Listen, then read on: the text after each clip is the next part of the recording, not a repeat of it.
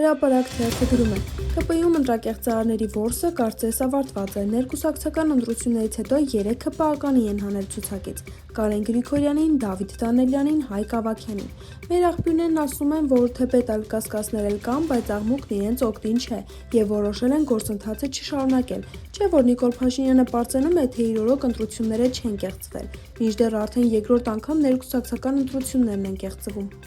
Հրապարակ թերթը գրում է. Փաշինյանի հրահանգով կառավարությունում ակտիվ աշխատում են նոր օրինագծի վրա, որով պատրաստվում են պայքարել ատելության խոսքի դեմ, այն ընդդիմության և ԶԼՄ-ների նկատմամբ հերթական զսպաշապիկը կլինի։ Արդեն ատելության խոսքի դեմ պայքարի նոր կառուցակարգերի ներդրման վերաբերյալ տեղեկանք է կազմվել, ըստ որի քաղաքացիական և վարչական պատասխանատվություն է սահմանվելու։ Փոփոխություններ կկատարվեն օրենսգրքում, մեծ տուգանքներ կսահմանվեն, բայց խնդիրն անգամ տուգանքը չէ, այլ այն, որ իշխանությունը որոշել է խեղաթյուրել ատելության խոսքի դեմ պայքարի գաղափարը և սահմանել է, որ նման խոսք է համարվում ոչ միայն ռասայական, ազգային, կրոնական հայացքներով պայմանավորված անհանդուրժողականությունը, այլ նաև քաղաքացիական հայացքներով պայմանավորվածը, իսկ դա նշանակում է, որ կպատժվեն օրինակ ՔՊԻ դեմ սոցցանցերում գրառում անողները։ Հրապարակ թերթը գրում է. ԿՊ-ում նախնական որոշում ունեն, որ ուրախ ավտոբուսով ներկուսակցական քարոզարշավ Երևանում չեն իրականացնի։ Պաշտոնապես դա կփաթեթավորեն, թե Երևանի վարչական շրջանները շատ են և չեն հասցնի բոլոր տեղերում լինել, սակայն իրականում հասկանում են, որ Երևանում իրենց դիրքերն անհամեմատ թույլ են և չեն կարող բնական ու իրենց համար շահեկան տեսարաններ բեմադրել։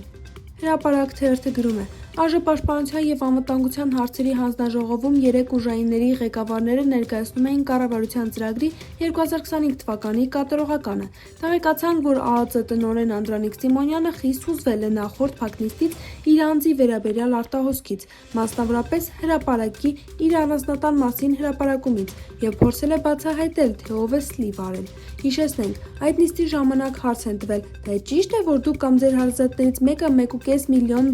տուն եք գնել Վահագնի թաղամասում։ Սիմոնյանը խուսափել է ուղիղ պատասխանից։ Ի դեպ, 3 ՔՊԱ-կաններն ակնհայտորեն բոյկոտեցին նրա հետ փակ հանդիպումը, ներկա էին միայն հանձնաժողովի նախագահ Անդրանիկ Քոչարյանը և Նարեկ Ղահրամանյանը, որը հանձնաժողովի անդամ չէ։ Փաստորը թերթը գրում է. Ինչպես հայտնի է, օրերս ի դեր է հանգել վերածուղափառ եկեղեցու կաթողիկոս պատրիարք Իլիա II-ը։ Միանգամայն բնական է, որ ամենայն հայոց կաթողիկոս Գարեգին II-ն ու այլ բարձրաստիճան հայ հոգևորականներ ցանկանան ներկա գտնվել հուղարկավորությանը։ Մինչդեռ Նիկոլ Փաշինյանն ու նրան ենթակա մարմինները, ի դեմս ռեպրեսիվ օրգանների, մնացածին գործի պատրվակով արգելափակել են ամենայն հայոց կաթողիկոսի երկրից դուրս գալու հնարավորությունը։ Բացի այն, որ դա ինքնին խայտառակություն է, կրկնակի խայտառակություն է, որ դրա մասին խոսում են նաև դրսում, իմ մասնավորի վրաց եկեղեցու բարձրաստիճան հոգևորականները, նշելով, որ Հայաստանի իշխանությունը արգելափակել է հայոց կաթողիկոսի ելքի հնարավորությունը։ Թվում է, այսպիսի հարց ընդհանրապես չպետք է ծագեր։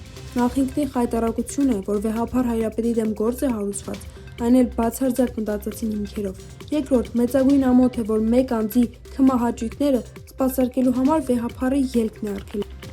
Փաստորը թերթը գրում է. Օրերս հայտնի դարձավ, որ Ուժեղ Հայաստան կուսակցության խորհրդի անդամ Նարեկ Կարապետյանը հարցազրույց է տվել Մարիո Նաուֆալին։ Իսկ ով է Մարիո Նաուֆալը։ Մեր ուսումնասիրությունները ցույց տվեցին, որ նա այսպես կոչված նոր մեդիայի առաջատար դեմքերից է, ունի բավականին մեծ ներկայություն X-ում, նախկին Twitter-ում։ Նրա հիմնական գործիքը X-Space-ն է, որտեղ նրա ստեղծած The Round Table-ը ամենամեծ և ամենաակտիվ աուդիո շոուն է։ Նրա եթերները մշտապես ապահովում են միլիոնավոր ունկնդրումներ, անգամ գերազանցելով ավանդական հեռուստատեսային մեգանախագծերի վարկանիշները։ Ի դեպ, Նաուֆալի եթերներին հաճախ է միանում և գրառումներ է մեկնաբանում Իլոն Մասկը։